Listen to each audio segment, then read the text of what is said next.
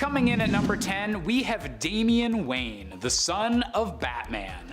Genetically engineered and grown in an artificial womb following a night of passion between Talia al Ghul and Bruce Wayne, Damian was intended by the villain Ra's al Ghul to be his ultimate successor as the ruler of the League of Shadows. Trained to be an assassin from an incredibly young age, Batman wasn't even aware he had a son until the boy was 10 years old and left in his care by Talia. And while initially the father and son combo had some issues sorting out their issues and Damian's stance on Batman's whole no killing rule, Damian has since become an important member of the Bat family as the 5th Robin and continues to be an essential ally of Batman to this day. Number 10. Sir-El. Sir-El originally believed she was Kal-El's daughter. She told Superman as much, believing she was the daughter of him and Lois Lane from the future. A genetic test would reveal that she was telling the truth in part, and genetically was Superman's daughter. In reality, it would later be revealed that she was actually created by Brainiac to bring about the end of the world. He created her using Superman's genetic material and implanted her with the Yes virus, a techno-organic virus that when unleashed would allow him to rule the world. She was also designed to be strong enough to defeat Superman. Brainiac had also intended to use Sir-El to destroy his nemesis. Once she learned of this, she decided to erase herself from existence in order to protect the world and her pseudo-father, Superman. Coming in at number 8, we have Cube, Cyborg's son from a dark possible future. Hailing from a world where a force known as the Darkness has threatened to corrupt all of the Earth's heroes, Cube's real name is George Marvin Stone. The son of Cyborg, Cube is literally a human mother box, connected down at the DNA level to one of the most iconic objects in the entire DC universe. Because of this complete integration with alien technology, Cube is able to perform all of the tech-based powers that his father has, alongside being capable of generating his own teleporting boom tubes whenever he wants. With all of those powers combined, Cube is definitely a cyborg you don't want to mess with. Coming in at number 7, we have Zod, the born-in-a-lab spawn of an evil Superman and Wonder Woman from the world of the Justice Lords. Named after one of Superman's most iconic villains, this Zod was born on a world where Superman turned to the dark side and turned the Justice League into the Justice Lords following the death of their universe's Flash. Unfortunately, following the birth of Zod, the baby was kidnapped by a Brainiac from another universe and locked away in the Phantom Zone, which is probably the least ideal place possible to raise a child. With both Kryptonian and Amazonian blood flowing through his veins, Zod was beyond dangerous even if he just remained a little kid. Coming in at number 6, we have Nightwing, the adopted son of Batman and the very first Robin. While not biologically a child of the Justice League, Dick Grayson has been by Batman's side since nearly the very beginning, essentially adopted by Bruce Wayne following the death of his circus performer parents, and becoming the very first Robin, the Boy Wonder.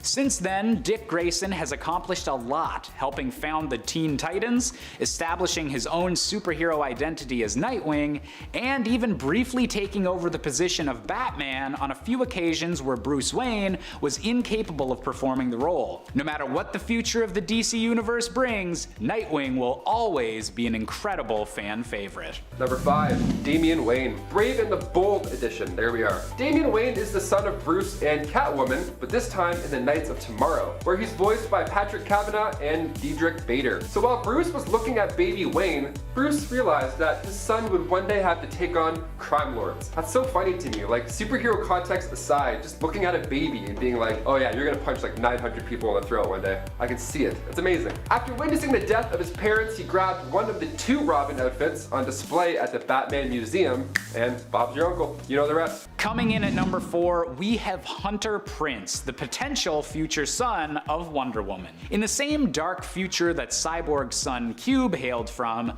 Wonder Woman was one of the first heroes to be infected by the darkness, giving birth to a son that could become an even more powerful vessel for the villain. Wonder Woman gave the boy up to Superman and Lois Lane, hoping that they would be able to prevent her son from going to the dark side, but unfortunately, Hunter believed his mother was giving him up because he was male, as was Amazonian cousin. custom.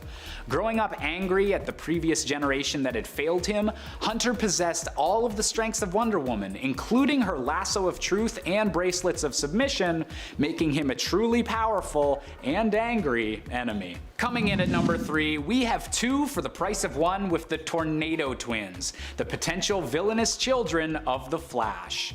Born in the 30th century when Barry Allen had briefly retired there with Iris West, these versions of the twins grew up without a father, as Barry was believed to be dead and never returned to that timeline following the events of Crisis on Infinite Earths. Filling the place of Barry in his absence was unfortunately the Reverse Flash, a villain dead set on ruining Barry's life and creations in any way possible, and turning Barry's twin children into supervillains was right up his evil alley. Having since become members of the Legion of Zoom, a collective of speed-based villains, Dawn and Dawn Allen have the full power of the Speed Force at their disposal, making them incredibly powerful and incredibly dangerous. Number 2, Hyperman. Hyperman is the son of Wonder Woman and Superman from the Kingdom Come reality. Here, Hyperman as a baby was raised by Wonder Woman, Superman, and Batman. However, he was then later stolen away by a villain named Gog, who intended to raise the infant to become a villain. Fortunately, the present day and alternate Kingdom Come future counterparts of Batman, Superman, and Wonder Woman managed to team up to defeat Gog with the added babysitting assistance of Baby John himself from the future, where he is revealed to be the hero known as Hyperman. Hyperman ends up being a hero who has the combined powers of both of his parents and also has the ability to time travel. And finally, coming in at our top spot, we have John Kent, the true son of Superman.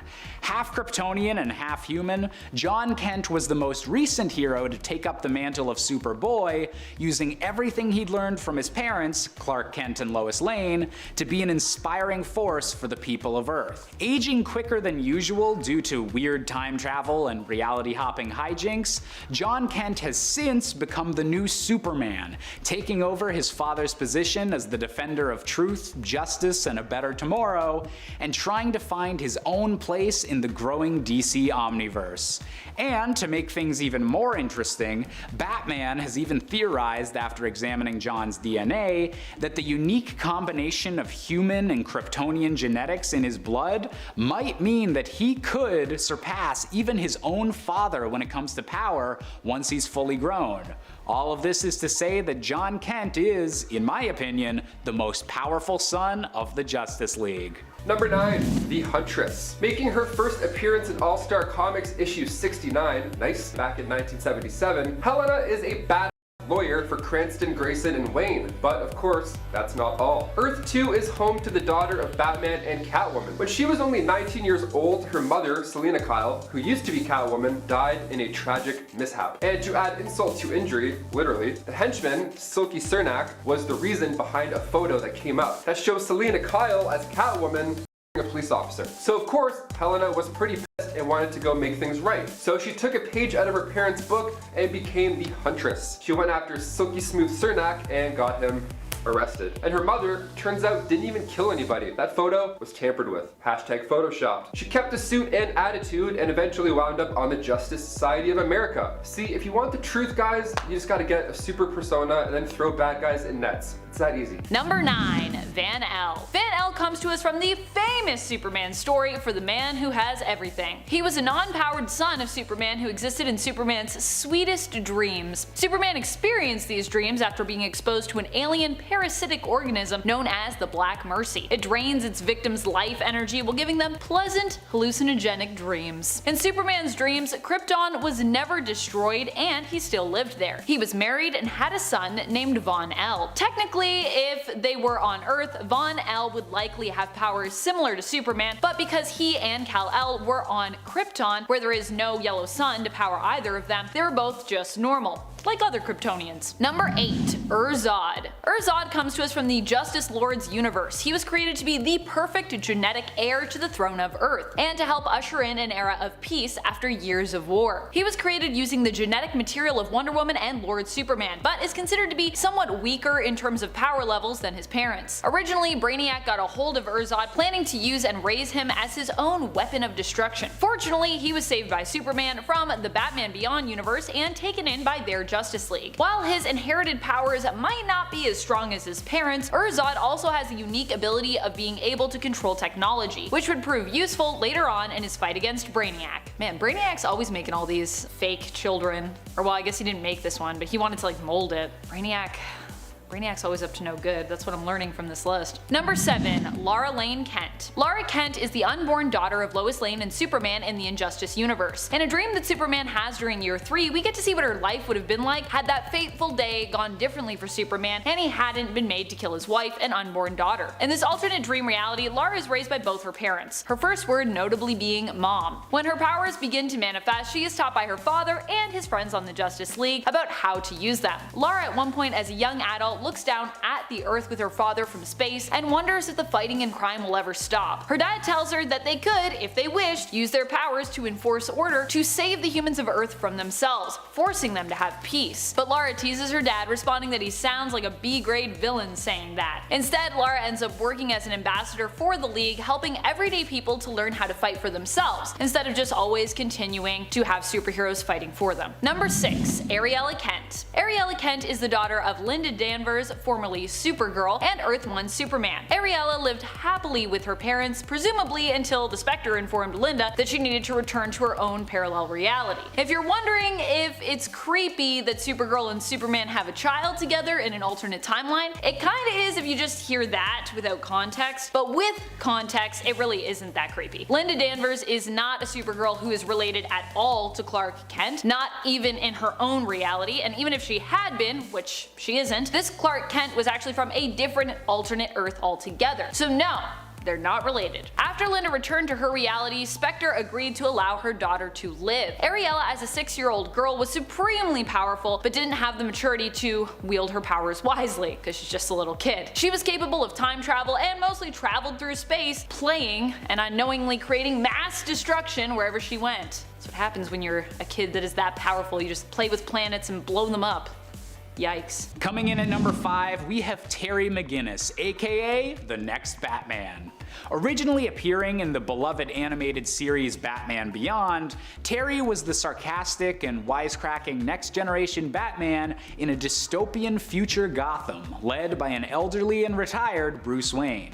However, unlike Nightwing, Terry's connection to Bruce wound up being more than just as an adoptive father, as it was eventually revealed that Bruce Wayne is biologically Terry's father, as Terry's actual dad had his genetics replaced by those of Bruce Wayne, essentially making the two heroes related. Even without this connection though, Terry McGinnis stood out as a worthy successor to Batman, developing his own iconic rogues gallery and even being able to defeat villains that the original Batman never could, such as the Joker. Number 4. Kara Kent Wayne. Kara was the daughter of Superman and Lois from the same alternate Earth of 3839, born 3 years after her brother. She herself had superpowers similar to her father's, though weaker due to her hybrid human and Kryptonian physiology. Kara would grow up to become a hero and take up the mantle Supergirl, and ended up falling in love with the newest Batman, who was actually Bruce Wayne Jr., the son of the original Batman. Bruce Jr. took up the mantle of Batman following the previous Batman, Dick Grayson's, death. At Kara's wedding, her brother Joel showed up, having received powers from the serum Lex Luthor had given him, and attacked his family, killing Kara. Number 3. Jonathan Lane Kent. I love that throughout Superman stories we get to see how powerfully good the super family can be and how powerfully evil they can potentially be as well. Bottom line, either way you slice it, they're powerful. John Lane Kent is the son of Superman and Lois Lane from an alternate future. It was believed that he had died due to an irreparable medical issue with his DNA. Shockingly, it was later revealed that the villain Harvest managed to actually save John, taking his body to the past and resurrecting him. Harvest had his own plans for what John would become and turned him into a villain, using him as a weapon to destroy all metahumans. John is more powerful than his father, sharing his powers, but also possessing the ability to turn invisible. It's later revealed that the original Superboy Kon-El was basically a clone of John, and not Superman like we originally thought. Shocking. Number 2. Athanasia Al Ghul. Making her first appearance in the comics on Injustice 2 issue 3, Athanasia, she's referred to as the daughter of the Bat. Talia kept her as a secret from Bruce, because of course, that's how it works in this world always, so many secrets. But she let Damian become a hero and work with Bruce. So, nice. Athanasia was a member of the League of Assassins. She came out of hiding after the fall of Superman's regime and worked with her mother and grandfather, Thomas Wayne. She was caught in El Diablo's explosion and wasn't shielded, presumed dead, until she popped up in Gorilla City after being resurrected from the Lazarus Pit. Number 1. Jonathan Samuel Kent, or just John Kent if you will. This is Superman and Lois Lane's child who was born during the events of Convergence. He grew up without really ever knowing the truth of who his parents were, growing up relatively normal but suspicious of what his parents really did. The Kents changed their name to the Whites, escaping the fate of their dying universe and taking up residence on the new Prime Earth, trying to raise John normally and not get in the way of their alternate selves in this new world. Lois still worked as a writer and journalist, but publishing her works under the pseudonym Author X, and Superman kept his superheroic activities under wraps and secretive, going out at night and appearing as a shadow of Superman, as this world kinda already had their own Kal-El. Eventually, the New 52 Superman died, and so the Whites became the Kents once more, and stepped into their usual roles once again. John's powers manifested when he first hit puberty, discovering his laser vision when he accidentally killed the family cat. Shortly afterward, he would take up the mantle Superboy and become a hero alongside his father, starting a rivalry and later a friendship with Batman's son, Damian Wayne. But that's all behind him now, as he went to space, grew up quickly, and now he's a member of the Legion of Superheroes and goes on adventures in the future. Because comics. Kicking off the list at number 10, Bruce Wayne Jr. Superman's girlfriend Lois Lane. In issue 89, we see the front cover and it's Lois Lane marrying Bruce Wayne. It rhymes, so you know it's a good one. And then to the left we see Superman and he's just thrilled. He's awesome. He's glad to be there. So we have an upset Lois Lane right off the hop. She's pissed at Superman because he keeps going on these secret missions with Wonder Woman. And then on the same page mind you, just a little bit lower, it shows her with Bruce Wayne. And she's loving it. She's like, damn, Bruce is attractive. What? She's like on his shoulders, they're wakeboarding in the sunset. It's beautiful. So naturally, they have a baby. I mean, come on, Bruce rocking the green Speedo. Obviously. I love this issue. Superman is like, hey dude, no sweat. You actually have my blessing. Go for it. You got it. Then the next panel, he's like, oh, I blew it. Shit. It's so good. The baby, of course, being Bruce Wayne Jr. And before we go on to number 9, guys, if you haven't already, please give this video a thumbs up, because every time you do, somebody here grabs my shoulder and says, good job. And then I smile for hours, so help me smile. Plus it helps us here at the studio too. Awesome, thanks. Okay, over to Huntress. Coming in at number 9, we have Shane Johns, the son of Martian Manhunter and Hawkgirl from an alternate future. While attempting to find a way to prevent Lex Luthor from unleashing the Dark Goddess Perpetua, the Justice League found themselves traveling through a 6-dimensional doorway to a future where the forces of good had seemingly finally won their constant battle with the forces of evil. All of the members of the Justice League seemed to have found happiness, especially Hawkgirl and Martian Manhunter, who had an ambitious young son named Shane. Unfortunately, this reality turned out to all be a ruse by the World Forger, but in a weird twist, Shane still decided to ally himself with the real Justice League, and used his incredibly strong psychic abilities to help save the day. That'll do, kid. That'll do. Number 8, Damian Wayne. The son of Batman and Talia al Ghul made his debut back in Batman, Son of the Demon in 1987. And he was perfect. I mean, genetically speaking, he was perfect. He was born from an artificial womb and he was supposed to join the League of Assassins and be a great warrior. That was his life, just laid out. There you go. Which doesn't sound like a bad itinerary. Having a powerful skill set in martial arts before he was even a teenager, Talia al Ghul explained who he was and then left him with his father, Batman. I mean, she was hoping that this would cause problems for Bruce, and that this would disrupt Batman's work. You know, getting a little one to spy on Batman, stir up some shit with Tim Drake. He was actually quite eager to replace Tim Drake as Batman's wingman, so troubled Damian Wayne grabs another Robin costume, added some cool League of Assassins gear, and then takes out the villain Spook. Does he arrest him? Report his Instagram? No. He actually cuts his head right off his body, so that's certainly one way of serving up justice. Guy's wild. At one point, he even ended up sucker punching Tim Drake off of a T-Rex model, not a real T-Rex. Don't worry. And of course, after Batman RIP and Batman Battle for the Cowl, he becomes the 5th Robin. Number 7, Thomas Taylor Wayne. Wow, what a great middle name. Best name ever, I heard. I don't know. Wild. Thomas Taylor Wayne is the son of Batman and Supergirl, Lara Wayne. In Superman and Batman Generation 3, he was born in the year 2626. And spoiler alert, he dies in 2724. In this generation's imaginary series by John Byrne, we see Thomas Wayne's parents as immortal. which is always a nice time, meaning that Lara is Bruce's great-granddaughter by adoption, and Thomas is both Bruce's son and great-grandson. Huh. Wow. Number 6, Ibn al-Zufash. Definitely messed up that name, but we're doing our best here. It translates to Son of the Bat. Making his first appearance in Kingdom Come issue 2, Mark Waid and Alex Ross did such a good job. The artwork is absolutely stunning in this epic series. Ibn is the son of Batman and Talia al Ghul. See, Talia kept Ibn as a secret from the Dark Knight. Then later on in life, he basically had to choose what kind of lifestyle he wanted for himself. You know, either go the way of his grandfather, Ra's al Ghul, or follow the steps of his father, Batman. Now, of course, he chose the Bat and took his own grandfather down. That a boy, nice. One time, I told my family my grandpa was smoking inside, and then I got grounded.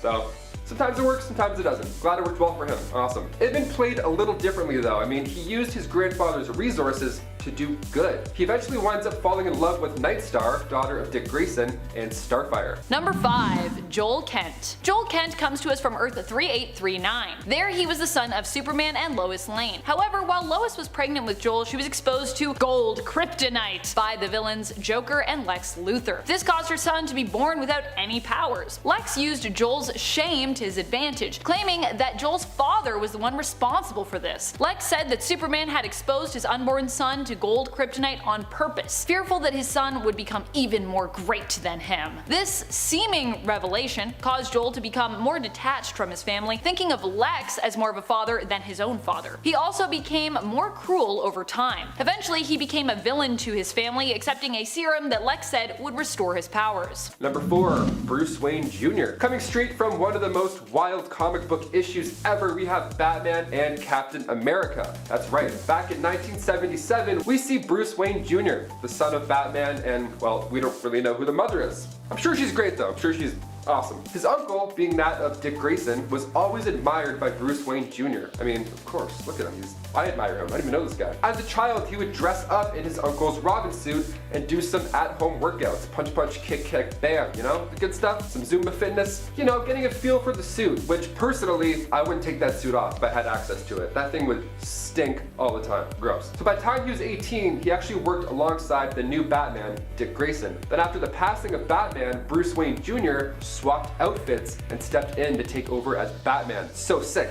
It's kind of like in Santa Claus when Tim Allen puts on the suit. It's go time. Also, this issue has the smoothest transition when Captain America first shows up. It goes from Batman and Robin jumping out of the way from a bomb, and then cuts to Cap in an explosion with him, like the same kind of fire. Little details like that just capture me. So good.